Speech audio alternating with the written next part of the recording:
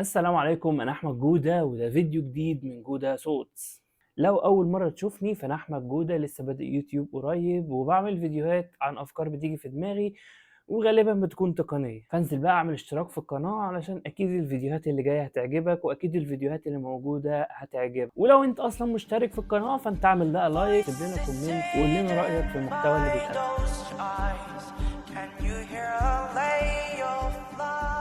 بقالي كتير ما نزلتش فيديوهات، بس هحاول انتظم الفترة الجاية اكتر واعمل محتوى فيديو كل اسبوع على الاقل. النهاردة هنكمل سلسلة فيديوهات ازاي تختار او ازاي تشتري كمبيوتر او اللابتوب بتاعك ويكون مناسب لاستخدامك. والفيديوهات دي موجهة لشخص محتاج يشتري لابتوب او كمبيوتر ومش عارف ايه الامكانيات اللي هو محتاجها. يعني مثلا ما يكونش هو محتاج حاجة بس بسيطة فيجيب حاجة غالية ويدفع فيها فلوس كتير ويفضل بعد كده بقى ندمان ان هو اشترى حاجة مش مستخدمها، او حد تاني يروح يشتري حاجة ويرجع بعد كده يقول يا ريتني جبت الحاجة الاعلى لان انا شغلي تقيل. فهي بتبقى على حسب انت عايز تعمل ايه. اتكلمنا في الفيديوهات اللي فاتت عن السي بي يو البروسيسور وعرفنا ايه هو وبيشتغل ازاي وبيتقاس سرعته ازاي، واتكلمنا عن الجي بي يو او كارت الشاشه ومدى توافقيه كارت الشاشه مع البروسيسور وازاي بنعرف التوافقيه دي. لو ما اتفرجتش على الفيديوهات دي فانت وقف الفيديو هنا وادخل اتفرج عليهم على القناه وتعالى تاني عشان نكمل، لان الفيديو ده هنتكلم فيه بقى عن بقيه الحاجات اللي ما اتكلمناش عليها، زي مثلا الرامات، الهارد، الباور سبلاي، المذر بورد. بقيه الحاجات بقى يعني ممكن نقول عليها كده الاكسسوارز بتاعت الكمبيوتر. عملت اشتراك في القناه؟ اوعى تكون ما عملتش اشتراك في القناه. اعمل اشتراك في القناه عشان احبك وعشان الناس دي كلها تحبك. ويلا بينا عشان نبدا على طول في الفيديو.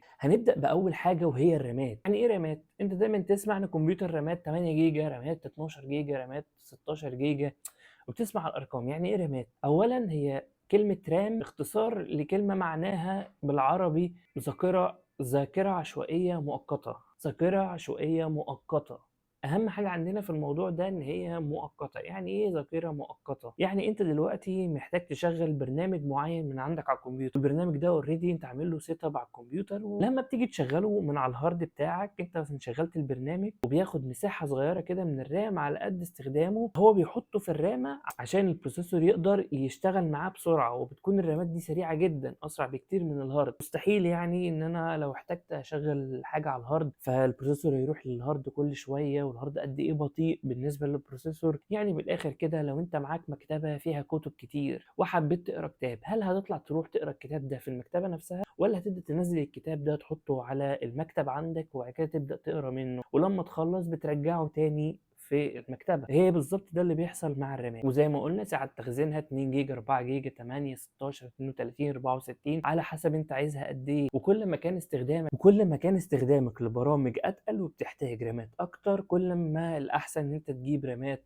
اكبر. فطبعا تحديد الرامات مينيمم يكون 8 جيجا رام. وطبعا الرامات فيها اجيال برضو وكل جيل اسرع من اللي قبليه، زي الدي دي ار 3 والدي دي ار 4 والدي دي ار 5 وهكذا. سرعه الرامه بتبقى بالميجا هرتز، يعني ممكن تلاقي رامه 2600 ميجا هرتز ورامه 3200 ميجا هرتز وهكذا. وكل ما الرقم ده زاد كل ما سرعه الرامه زادت. زي ما قلنا لو انت استخدامك عادي فاقل حاجه 8 جيجا رام يا معلم. اقل من كده الموضوع هيبقى صعب. اولا لان السيستم لما بيشتغل على الرامات. لما بتيجي تشغل اي برامج وتشتغل على الرامات فما تجيبش رامات 2 جيجا مثلا تقول انا عايز الجهاز يشتغل بسرعه. لا، ده جوجل كروم لوحده ممكن ياخد 2 جيجا عادي. انما انت بقى لو جايب الكمبيوتر بتاعك للالعاب فانصحك ما تقلش عن 16 جيجا رام.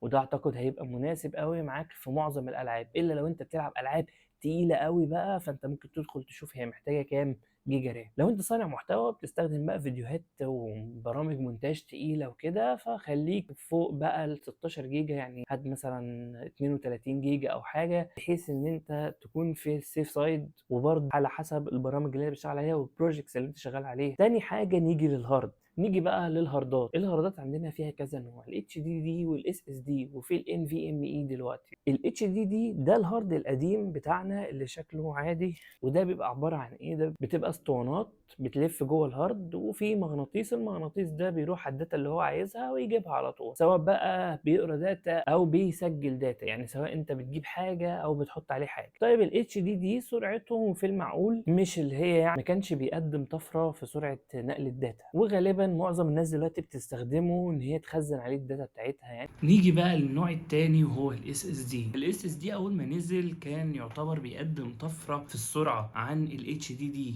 لكن طبعا الاس اس دي اغلى بكتير من الهارد العادي. بتلجأ ان انت بتجيب اس اس دي للسيستم، والهارد العادي تخزن عليه بقى الداتا بتاعتك والافلام والمسلسلات والالعاب. ده بيساعد شويه ان انت تحس ان الكمبيوتر بتاعك اسرع. والاس اس دي بيشتغل بحاجه اسمها الذاكره الفلاشيه، يعني كانك بتشغل فلاش ميموري كده. هو مفيش حاجه، مفيش اسطوانات ومفيش حاجه بتجيب الداتا، لا هو انت بتقول عايز الداتا دي فبتروح لها مباشر وتدخل على الداتا دي وتجيبها بشكل مباشر. فعشان كده ده بيخليه اسرع بكتير من الهارد العادي، ان هو اسطواناته بتلف، عمره اطول، بيعيش اكتر، واسرع بكتير من الهارد العادي، لكن سعره اغلى زي ما قلنا. وفي بقى النوع الثالث اللي غالبا بيبقى موجود في معظم اللابات الحديثه، اللي هو ال NVMe او ال M.2. ده جيل جديد او تطور جديد على الاس اس دي بشكل اكبر وبشكل احترافي اكتر، وبيقدم طفره ومعجزه عن الجيل اللي قبليه او عن الاس اس دي. حجمه تقريبا قد الرامه، عباره عن قطعه صغيره كده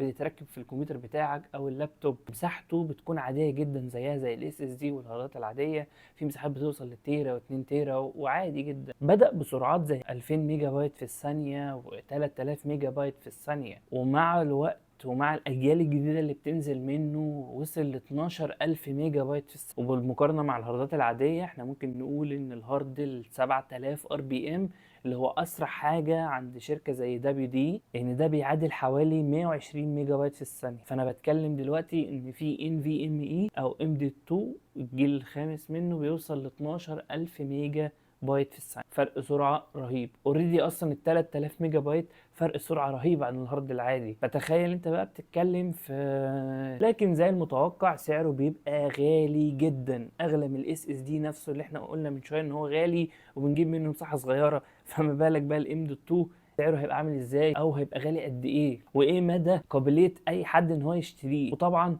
الهاردوير عموما غالي الفترة اللي فاتت بسبب حاجات كتير. بالنسبة بقى للاستخدام، فأيا كان استخدامك ايه، اعتقد ان مفيش حد النهاردة هيتنازل عن ان هو يكون عنده اس اس دي في الكمبيوتر بتاعه او اللابتوب بتاعه. على الاقل قوي قوي قوي ان انت تجيب اس اس دي تسطب عليه زي ما قلنا الويندوز بتاعك او السيستم اللي تشتغل بيه، وهارد عادي بقى للداتا التانية. لو معاك فلوس روح للام دوت 2، طبعا ده خيار اكيد عبقري. يعني لو معاك فلوس تجيب ام دوت 2 فاكيد معاك فلوس تجيب اس اس دي مساحه كبيره. فلو جبت ام دوت 2 للسيستم واس اس دي اللي تخزن عليه الداتا بتاعتك، فانت كده في حته تانية. يعني بجد انت كده في حته. تالت حاجه بقى معانا وهي المذر بورد. المذر بورد اعتقد ان هي بسيطه قوي وما فيهاش اختيارات كتير. هي المذر بورد هي اللوحه الام او اللوحه اللي بتجمع كل قطع الكمبيوتر بتاعك مع بعضها، زي كارت الشاشه والبروسيسور والرامات وكل حاجه وكارت اللان وكارت الصوت. كل حاجه موجوده عندك في الكمبيوتر بتتجمع كده في قلب اللوحه دي، وتبدا توزع عليهم الطاقه والكهرباء من الباور سبلاي اللي جاي. وهنتكلم عن باور سبلاي دلوقتي. اللابتوبات كلامنا مش كتير النهارده على اللابتوبات، لان الحاجات دي بتيجي في اللابتوبات جاهزه، انت مش بتحتاج تشتري ومش بتحتاج تنقي. هو اللابتوب بيجي بالمذر بورد بتاعته راكبه فيه اوريدي. لكن دايما كلامنا النهارده خصوصا في القطعه دي عن الكمبيوترات، لان انت اللي بتروح تشتري المذر بورد بتاعت الكمبيوتر بتاعك، وانت اللي بتختار وانت اللي بتحكم. خد بالك بقى ان كل بروسيسور ليه المذر بورد الخاصه بيه.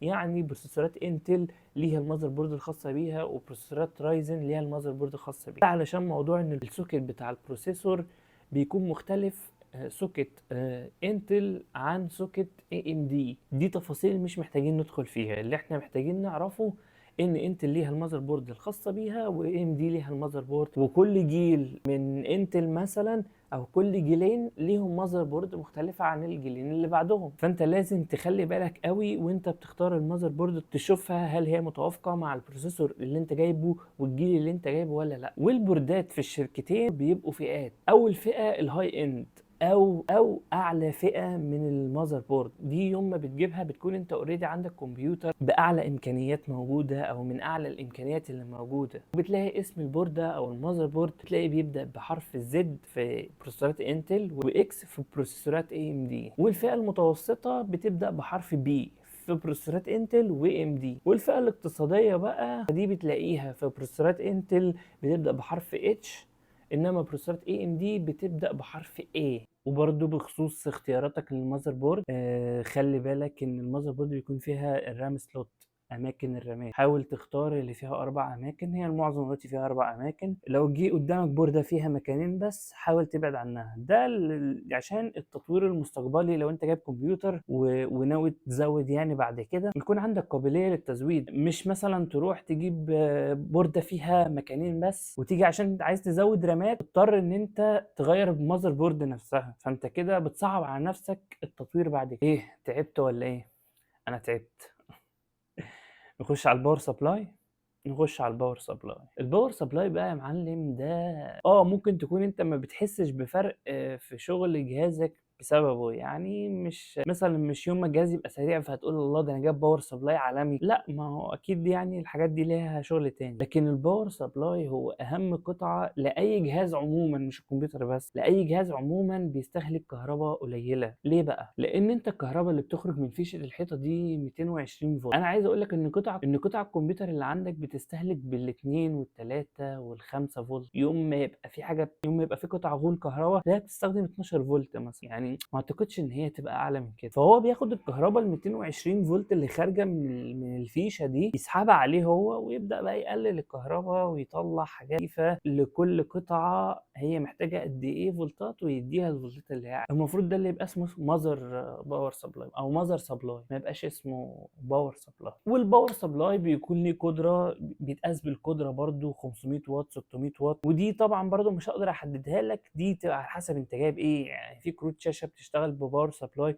300 واط، لكن انت مثلا جايب كارت شاشه محتاج باور سبلاي 500 واط، يبقى ما ينفعش تجيب اقل، ما ينفعش تجيب باور 400 واط وتشغل عليه كارت شاشه محتاج باور 500 واط. طب انت تعرف ده منين؟ انت بتجيب قطعه بتدخل تشوف الريكومنديشن باور سبلاي للقطعه اللي انت جايبها. اللابات طبعا زي ما قلنا النهارده اللابات اجازه مش محتاجه باور سبلاي، الباور بتاعها هيقعد، هو الشاحن اللي بيجي مع اللابتوب هو ده الباور سبلاي بتاعه. وغالبا لو جبت باور سبلاي يشغل كارت الشاشه اللي عندك، لان ده بيبقى تقريبا اتقل حاجه يعني بتستهلك كهرباء عندك، كل القطع هتشتغل اوكي يعني مفيش مشاكل. ازاي تختار باور سبلاي؟ حاول تختار باور سبلاي مضمون، حاول تختار باور سبلاي ماركه وليه اسم والناس عارفاه واستخدمته قبل كده ورأي الناس فيه ان هو كويس. مش هرشح لك شركه باسم، لكن في النهايه بيبقى معروف الباور سبلاي الاصلي كويس من الباور سبلاي التعبان، وهيبان في فرق السعر طبعا. زي مثلا انت تلاقي باور سبلاي 500 واط من شركه ما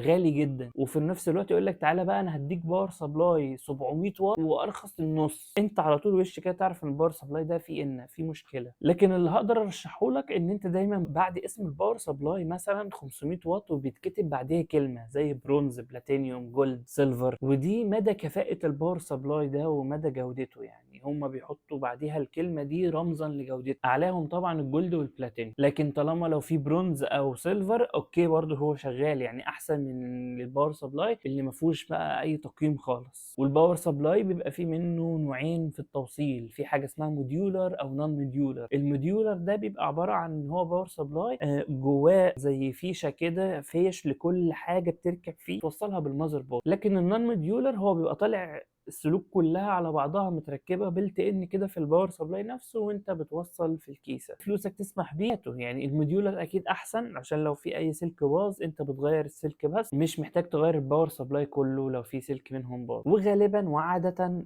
السلوك ما بتبوظش بسرعه، لو هيبوظ الباور سبلاي نفسه بيبوظ بيتحرق على طول، يعني مش هيحرق لك سلك من جوه السلوك وبقيه السلوك تفضل سليمه. يعني هو السلك. حاجات اخيره بقى كده، وانت بتشتري كيسه مثلا حاول تجيب كيسه طبعا تهويتها كويسه، يعني ما تجيبش كيسه مقفله وبتاع وكلها ما فيهاش فتحات تهويه او فتحات التهويه بتاعتها صغيره عشان بس شكلها مثلا عجبك، لا، ده لازم تجيب كيسه فتحات التهويه بتاعتها كويسه يكون معاك. وانك طبعا مثلا تاني حاجه مثلا وانك تامن على كارت واي فاي، لان كل حاجه دلوقتي بتشتغل بالواي فاي، ونسينا بقى خلاص موضوع ان انت توصل كابل ايثرنت ده وتوصل كابل وبتاع، يعني خلاص كل وقت بالواي فاي، فانت امن على كابل واي فاي. هات بقى ماوس وكيبورد ووصل بقى كده ودلع نفسك عشان تستاهل ان هي تتدلع. وكده نكون خلصنا حلقه النهارده، ولو اتفرجت علينا لحد اللحظه دي فانا بشكرك جدا ان انت اتفرجت علينا، وان شاء الله تكون استفدت ولو بمعلومه واحده، دي حاجه هتسعدني جدا. مش عارف الفيديو الجاي هيكون عن ايه، بس الاكيد ان هو هيكون حاجه انا بحبها واكيد هتحبوها انتوا كمان. فما تنساش بقى تعمل لايك لو الفيديو عجبك، سيب لنا كومنت تقول لنا رايك فيه، ولو عايز تشوف حاجه معينه برضه اعملها لك سيبها لي في الكومنت. وكان معاكم احمد جوده، وسلام.